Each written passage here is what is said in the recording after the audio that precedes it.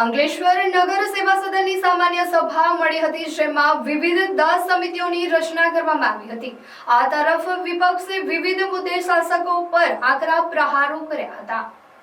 અંકલેશ્વર નગર સેવા સદનની સામાન્ય સભા યોજાઈ હતી, જેમાં નગરપાલિકાની વિવિધ 12 સમિતિઓની રચના કરીને તેમના ચેરમેનો અને અધ્યક્ષોની વરણી કરવામાં આવી હતી। સમિતિઓની રચના બાદ ચેરમેન પદ મેળવનારા સભ્યોમાં ખુશીનો માહોલ જોવા મળ્યો હતો, જ્યારે પદથી વંચિત રહી ગયેલા કેટલાક સભ્યોમાં નારાજગી પણ જોવા મળી હતી।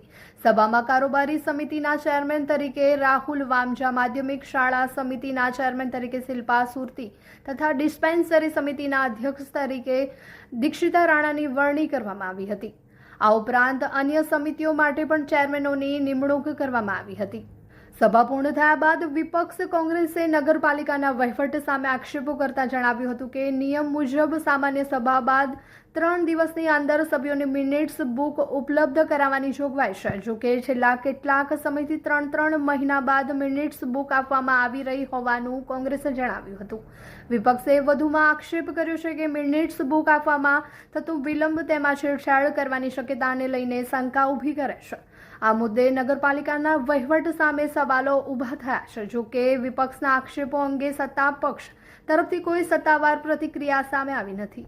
મિનિટ્સ બુક જે 3 મહિને અમને આપે છે તે કાયદા વિરુદ્ધનું છે। બીજી બાબતમાં કે જ્યારે બોર્ડ પતી જાય તેના 3 દિવસની અંદરમાં આરસીએમ સાહેબને અવલોકન માટે મોકલવાની હોય અને 7 દિવસની અંદરમાં આ મિનિટ્સ બુક અમને આપવાનો નિયમ છે।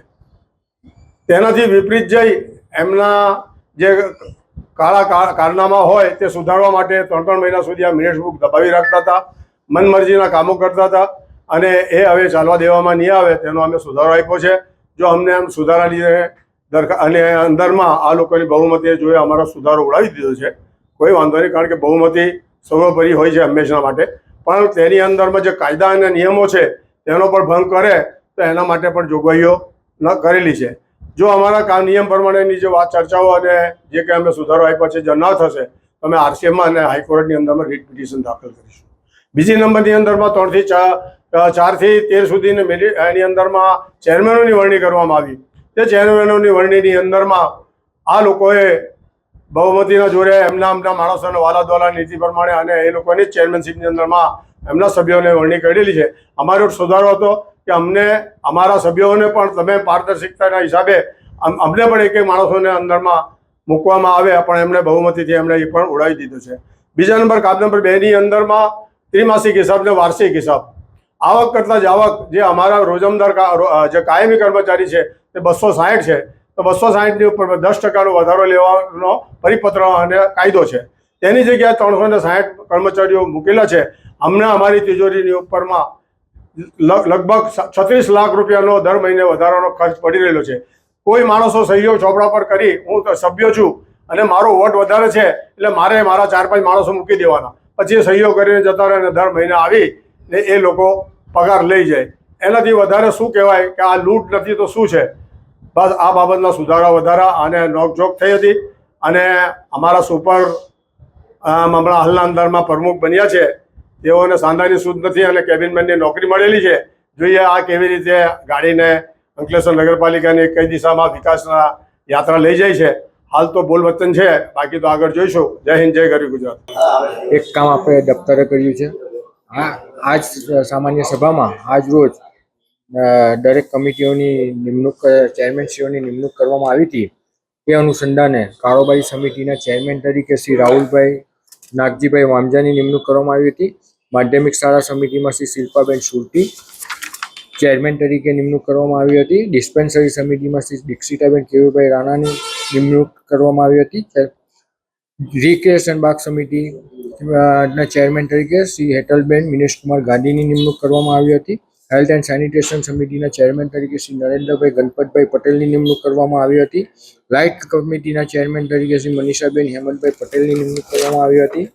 વોટરવર્ક સમિતિના ચેરમેન તરીકે શ્રી વિશાલભાઈ વિજયભાઈ ચૌહાણની નિમણૂક કરવામાં આવી હતી।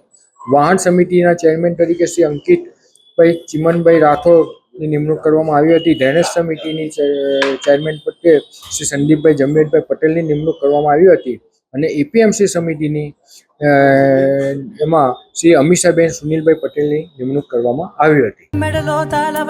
એક સેકન્ડ સ્ક્રોલ કરતા પહેલા આ જોઈ લો. ભરૂચમાં આવી ઓફર તમે ક્યારેય નહીં જોઈ હોય. 999 માં કુર્તી પેન્ટ અને 1999 માં ફેસ્ટિવલ કલેક્શન. ઇમ્પોસિબલ લાગે છે ને, પણ આ સાચે જ છે. મોન્સૂન સીઝન સાથે પિંકી બ્યુટીક લઈને આવ્યું છે તમારા માટે ધમાકેદાર ઓફર પર ઓફર, જે તમારી શોપિંગ ને બનાવશે બજેટ ફ્રેન્ડલી અને સ્ટાઇલિશ. માત્ર 999 માં મેળવો ક્લાસિક કુર્તી પેન્ટ સેટ અને સાથે સાથે 1999 માં પ્રીમિયમ કલેક્શન, જેમાં chaniya choli, gown, crop top, sharara અને ઇન્ડો વેસ્ટર્ન આઉટફિટ્સ. અને હા, જ્યાં સુધી સ્ટોક રહેશે ત્યાં સુધી આ ઓફર વેલિડ રહેશે. તો બહેનો, ફેસ્ટિવલ શોપિંગ હોય કે casual trendy look, Pinky boutique જરૂર વિઝિટ કરજો. પિંકી બ્યુટીક, સ્ટાઇલ પણ સેવિંગ્સ પણ. પિંકી બ્યુટીક, કુંજ રેસી plaza, shop number 1, opposite INOX cinema, Jadeja.